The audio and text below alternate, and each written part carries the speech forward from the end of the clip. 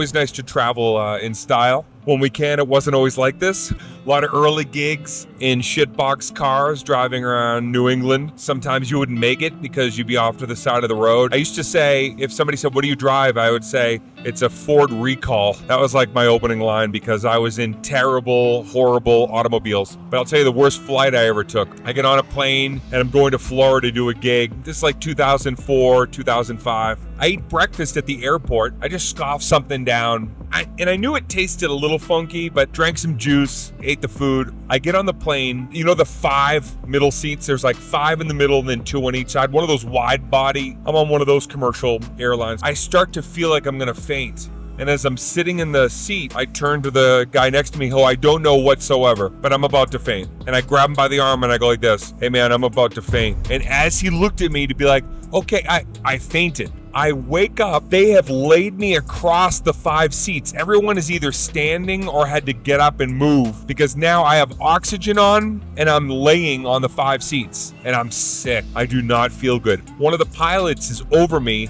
and I hear over the intercom, sorry to say, ladies and gentlemen, we have a medical emergency. We're gonna have to divert. We're gonna land in Georgia. And I'm laying there, I'm mortified because I'm flying to a gig, but I'm more upset because I know everybody on this plane fucking hates me because I'm the guy diverting the flight. To the pilot, I'm like, no, it's just food poisoning. I want to go. I want to keep going. Dude, everybody around me on the plane was like, he wants to keep going. He's good. Like, and the pilot's like, are you sure? And I was like, no, I promise. I ate something bad this morning. They changed. They didn't divert the flight. People are cheering for me. People are saying, thank you so much. I'm sorry you're sick. Thank you. They land me in Florida. They take me off the plane on a gurney. I had a level of food poisoning where they had to rush me to the ER. I stayed in the hospital until my show. I had the hospital get me over to my show and I stood on stage at the Improv with my hand against the wall and I somehow performed with food poisoning to a sold out show at the Coconut Grove Improv. I go back to the hospital because I feel worse. At 3 a.m, one of the nurses comes in and I said, can you make me throw up? They go, okay, do this. Take this stick. I activate throw up. I go, ugh. All right, where do I sign out? I'm ready to get out of here. You want to see something really wild? Look at this.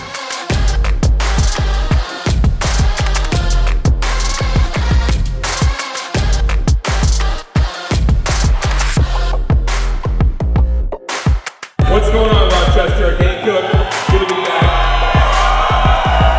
So great to be back in Rochester. Oh my God, I took a nice evening stroll downtown tonight and wow. It's fucking biblical what's going on over there. I mean, it's a great neighborhood if you're a needle.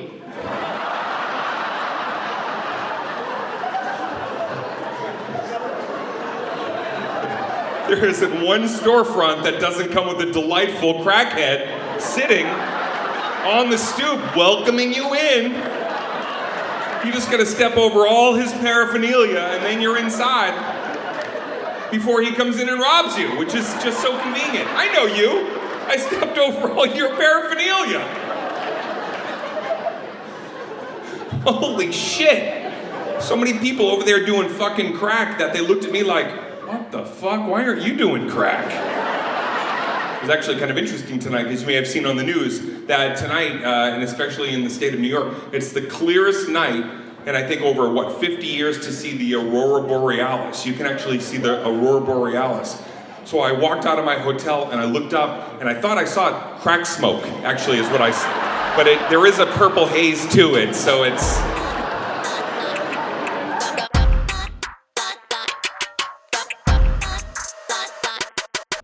I remember when I was first doing stand-up, everybody go on the road and come back just like in worse shape. I was like, oh man, I hate that. Just something about like being on the road now. Even though the shows work out, even though I'm gonna like go and I'm gonna give it everything I got, being able to do this during the day, it's good for the brain.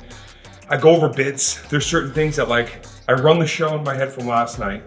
Then I get on there and as I'm running, I kind of think about the pieces that I know I want to do here while I'm in this particular location. How is their teams doing? Are they in the playoffs? Are they out of the playoffs? Are they excited about something?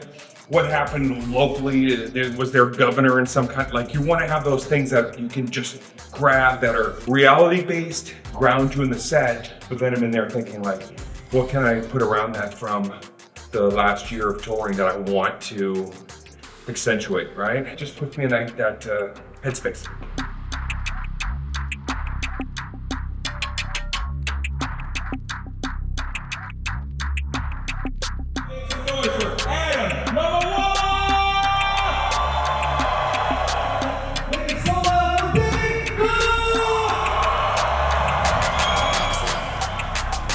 Sent as a messenger, and I'm here to say tonight, we don't fucking need Almond Joy anymore, okay? Can we just please fucking stop with the Almond Joy? It's not happening for Almond Joy.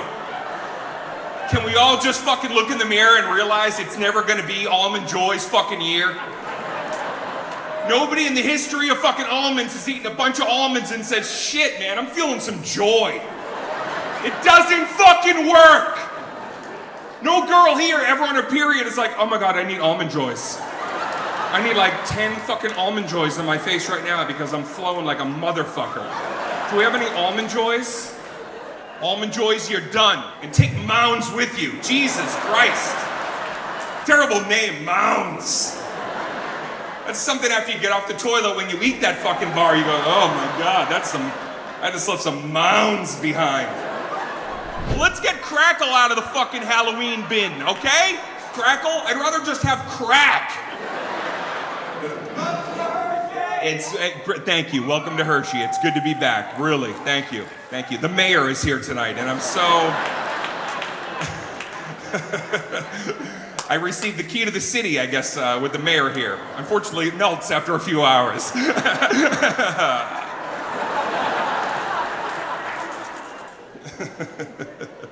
You okay, Spotlight? You having a stroke? What the fuck just happened to you? We lost Spotlight number one. Spotlight number one just had a stroke. Let me guess, you're having a crackle. I'm gonna go over here. You ready? You got one job. Fucking do this. 4 inches. If you're not up to the task, the mayor will come up and help you. Thank you, Mr. Mayor.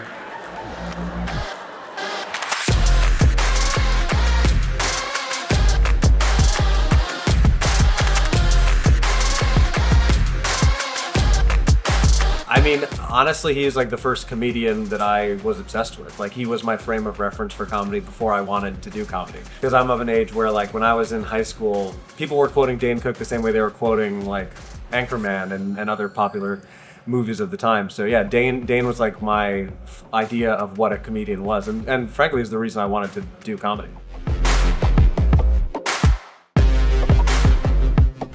How long you guys been doing the dance now? What's going on? How long fianced?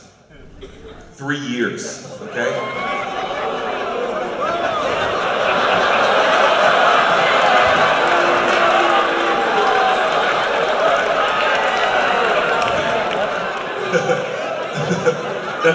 That's called putting someone on layaway.